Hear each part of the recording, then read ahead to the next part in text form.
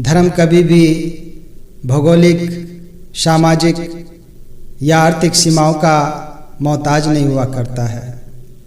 धर्म की राह पर चलने वालों का विश्वास और परोपकार की भावना ही उनके जीवन में विशेष महत्व रखती है। आदिकाल से महापुरुषों ने पूरी सृष्टि को अपना मानते हुए जीवन जिया है।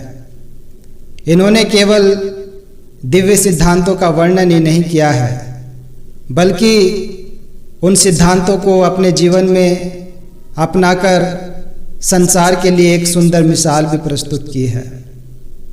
हमारे इतिहास का हर पन्ना इसी सच्चाई का प्रतीक है। कहने का भाव कि संतों महापुरुषों ने सतयुग, त्रेता युग, द्वापर युग या कलयुग, हर युग में यही संदेश दिए हैं।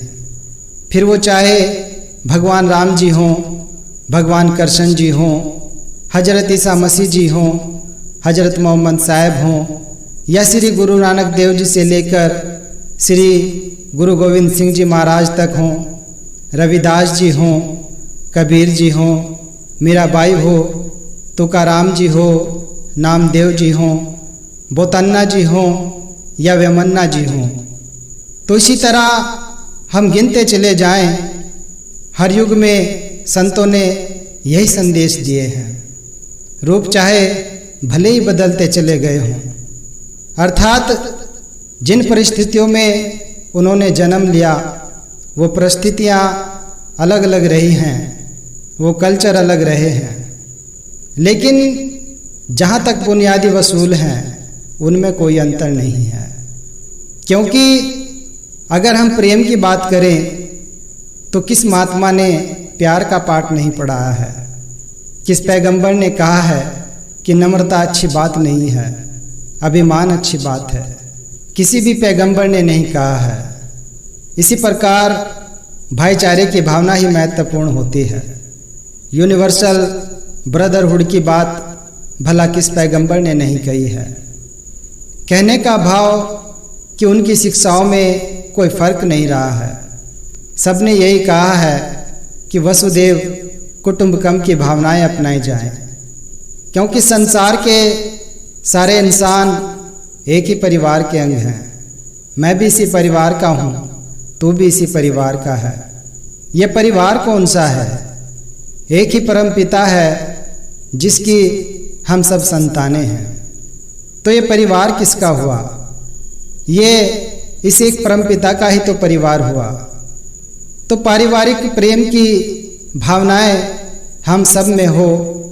वसुदेव कुटुंबकम यानी एक कुनबा, उसका हिस्सा बनकर हम इसी भाव के साथ रहें।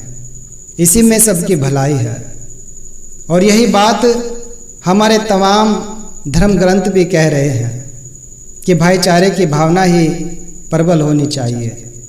इसी प्रकार करुणा का और दया का भाव अपनाने की बात कही गई है। सभी संतों महापुरुषों ने इस एक मूल भाव को ही महानता प्रदान की हुई है। सभी ने इसी को माना है एक मॉडल रूप में। मगर इंसान जो इसकी बेसिक टीचिंग होती है उसकी ओर तो ये ध्यान भी नहीं देता है।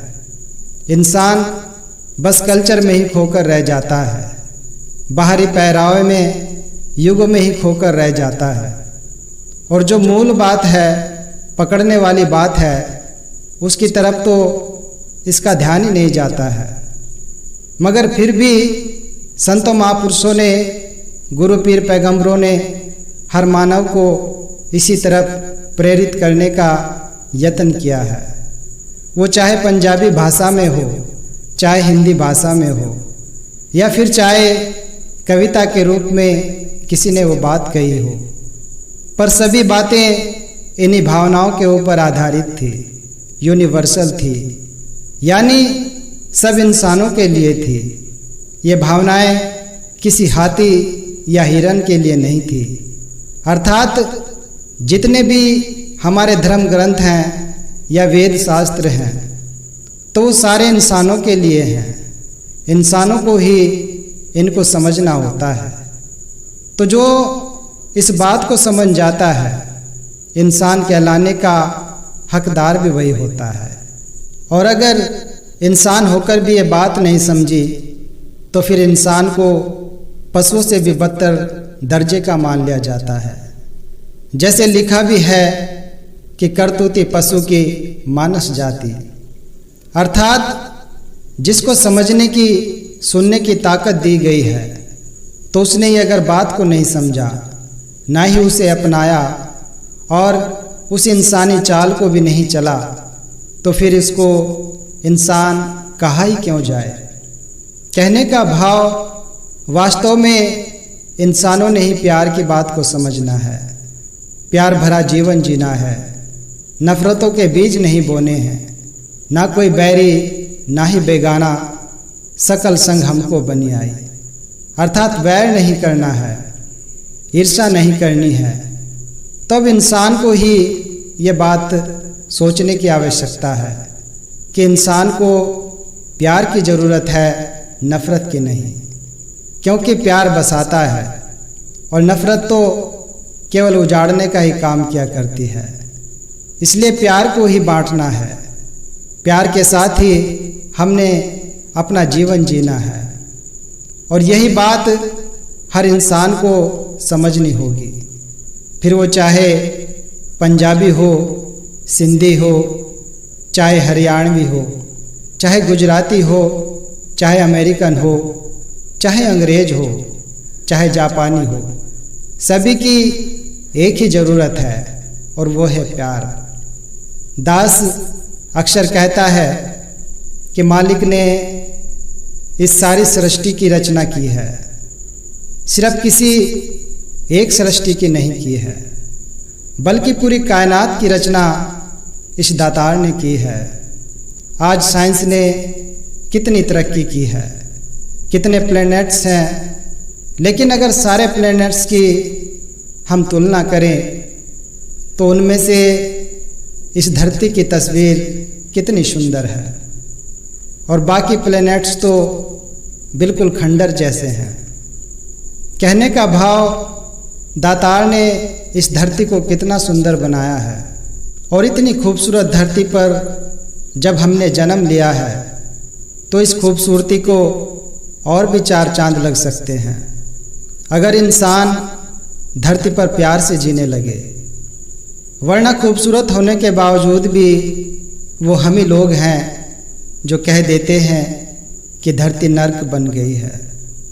कितनी खूबसूरत धरती मालिक ने बनाई है जिस पर हमें जन्म मिला, लेकिन फिर भी क्यों कहना पड़ा कि धरती नर्क बन गई है? सिर्फ इसलिए कि यहाँ नफ़रतों का बोलबाला है, अर्थात प्रेम का, दया का, करुणा का भाव यहाँ पर नहीं है।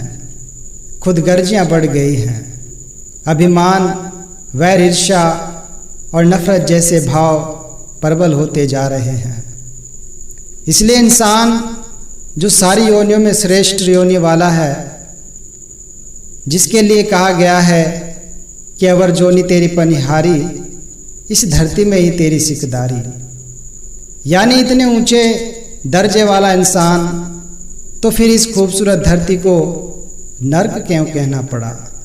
सिर्फ इसलिए कि इंसान शैतान जैसे कर्म करने लगा है।